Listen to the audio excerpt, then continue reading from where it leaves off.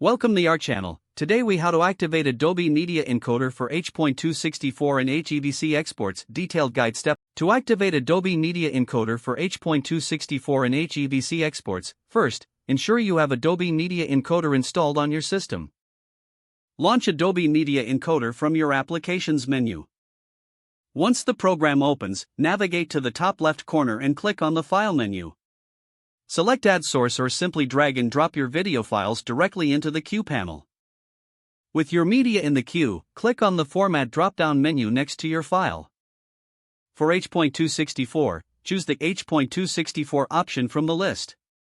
If you need HEVC, select the HEVC option instead. Next, click on the output file name to specify the destination and rename the file if desired. In the Export Settings window, you can customize your video settings. Ensure your resolution, frame rate, and bitrate align with your project requirements. After adjusting your settings, click OK to save these preferences. Now, check the output settings to confirm they are set to your desired specifications.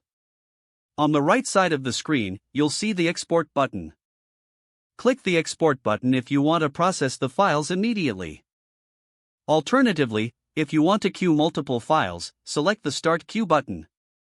The encoding process will begin, and you can monitor the progress in the queue panel. Once completed, you will receive a notification that your files have been successfully exported. Navigate to the folder you specified to find your exported H.264 or HEVC video files.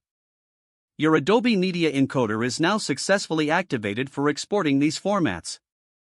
If the page does not load, refresh the browser or try again in a private or incognito window.